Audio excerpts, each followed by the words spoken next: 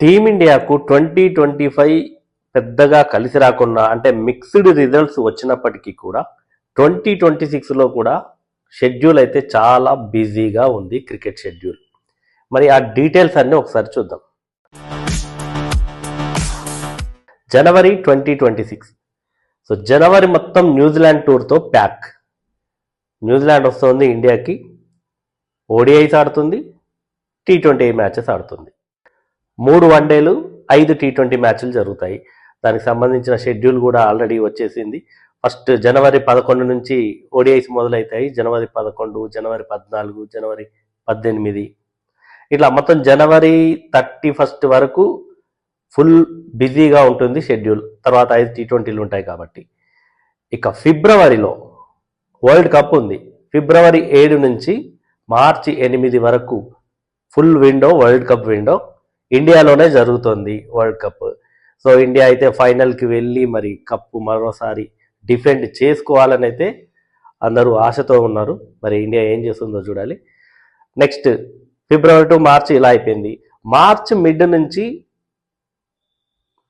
మే వరకు, March mid నుంచి May ending వరకు ఐపీఎల్ ఉంటుంది. ఏప్రిల్, మే, మార్చ్ లాస్ట్ వీక్లోనైనా స్టార్ట్ అవ్వచ్చు.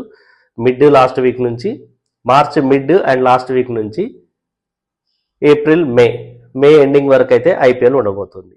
మరి జూన్లో Afghanistan tour of India. Afghanistan ఇక్కడికి వస్తుంది, ఇండియాకి వస్తుంది ఆఫ్ఘనిస్తాన్.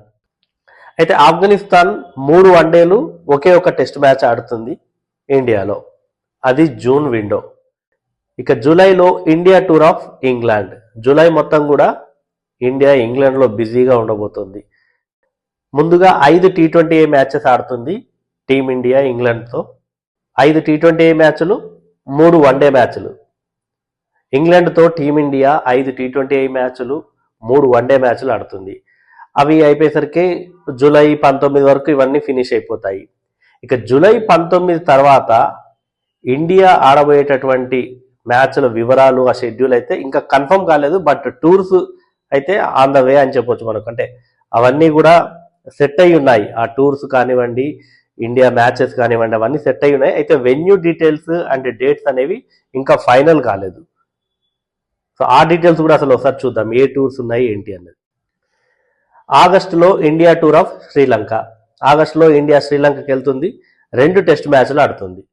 ఇక సెప్టెంబర్లో ఆఫ్ఘనిస్తాన్ వర్సెస్ ఇండియా 3 T20 మ్యాచ్లు ఆడుతుంది ఆఫ్ఘనిస్తాన్తో టీమిండియా. ఆ తర్వాత జపాన్లో ఏషియన్ గేమ్స్ జరుగుతాయి. ఏషియన్ గేమ్స్లో మరి క్రికెట్ కూడా ఉంది కాబట్టి మరి టీమిండియా ఎలాంటి టీంను పంపుతుంది, ఏ టీంను పంపుతుంది, ఎలా, దాని డీటెయిల్స్ అనేవి అయితే ఇంకా రావాల్సి ఉంది. మొత్తానికైతే అది కూడా సెప్టెంబర్లోనే ఉంది, జపాన్లో ఏషియన్ గేమ్స్. ఇక వెస్టిండీస్ టూర్ ఆఫ్ ఇండియా.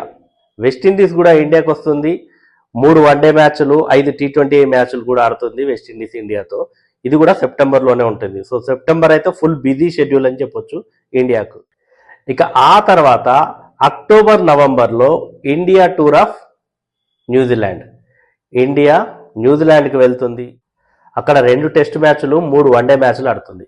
న్యూజిలాండ్తో 2 టెస్ట్ మ్యాచ్లు, 3 వన్డే మ్యాచ్లు ఆడుతుంది. ఇక డిసెంబర్ 2026లో Sri Lanka tour of India. Sri Lanka ఇండియాకి వస్తుంది, 3 వన్డేలు, 3 T20 మ్యాచెస్ అయితే ఆడుతుంది. సో మొత్తానికి జనవరి టు డిసెంబర్ అయితే ఇట్లా ఉంది టీమిండియా షెడ్యూలు. మరి ఇందులో డేట్స్ అడ్జస్ట్మెంట్ జరగవచ్చు, కొన్ని మార్పులు జరగవచ్చు. అంటే ఇప్పటికే ఫిక్స్ అయిన డేట్స్, వెన్యూస్ అయితే దాదాపు మారవు. మళ్ళీ ఏమైనా కొత్తగా కొన్ని టూర్స్ యాడ్ అవ్వచ్చు. సౌత్ ఆఫ్రికా కానివ్వండి, ఆస్ట్రేలియా కానివ్వండి, అట్లాంటివి ఏమన్నా కొన్ని టూర్స్ కూడా వీళ్ళు ప్లాన్ చేసే స్కోప్ అయితే ఉంది. మొత్తానికి ప్రస్తుతానికైతే ఫిక్స్ అయినటువంటి షెడ్యూల్ అయితే ఇది. మరి అన్నిటికీ మించి team India test championship, world test ఛాంపియన్షిప్కి మరి టీమిండియా ఎంత దూరంలో ఉంది, మరి టీమిండియా అది సాధిస్తుందా లేదా అనేది అయితే మనకి తెలుస్తుంది నెక్స్ట్ ఇయర్లోనే.